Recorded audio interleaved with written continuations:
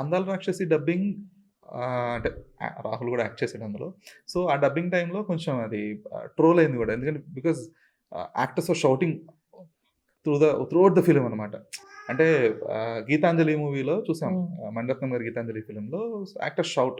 ఎందుకంటే they were at distance. But ఇక్కడొచ్చేటప్పటికి 'అందాల రాక్షసిలో' వచ్చేటప్పటికి ఈవెన్ యాక్టర్స్ పక్కన ఉండి కూడా లైక్ 'నవీన్ చంద్ర' అండ్ 'లావణ్య త్రిపాఠి' పక్కన ఉండి కూడా దే విల్ షౌట్ అనమాట. ఓహ్! ఏంటి అని చెప్పేసి.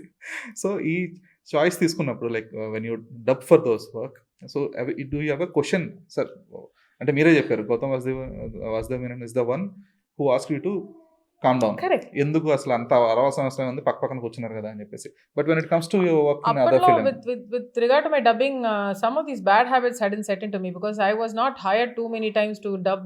ఇలాంటి రాంగ్ టెక్నిక్స్ నాకు it hadn't come into me at that time. Okay. విన్నె తండ్రి వరవయ్య was one of my earlier projects. But Hanu garu had the same reason that, you know, people that Gautam sir said about the characters in his film, that when you're close enough to somebody, you don't have to shout, you only have to whisper. But the only way that you can demonstrate distance to a person is by shouting. అదే ఇప్పుడు even in some very very famous quotes మీరు చూస్తారు, when people don't feel heard అంటే ఎన్నిసార్లు నేను చెప్తున్నా నీకు అర్థం అవ్వట్లేదేంటి అని ఇంత కామ్గా చెప్పరు, ఎన్నిసార్లు చెప్తుంటే నీకు అర్థం అవ్వట్లేదేంటి అని అరుస్తారు. When you're fighting with even your closed ones you can be at this distance but you will still shout because you feel మీరు ఏం చెప్పినా ఎన్నిసార్లు చెప్పినా వినిపించుకోవట్లేదని.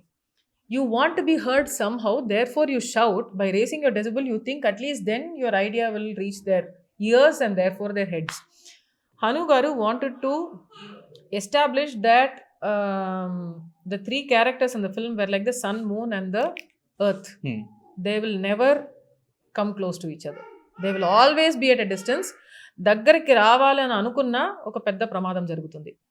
That is why they were constantly shouting at each other to be heard. And he established the distance. Which is why the movie also ended the way it did. That they would never get close. Even if they attempted to get close, it will not happen. So the distance will constantly be there. And he explained this to me. Why? Ani. And it made perfect sense to me. So మీరు అడిగారా ఎందుకు sir? నేను అడగలేదు. He explained. I mean, Hanu garu, he is somebody who will, like a child, like he explains to a child, he will explain to you as to every scene what he does.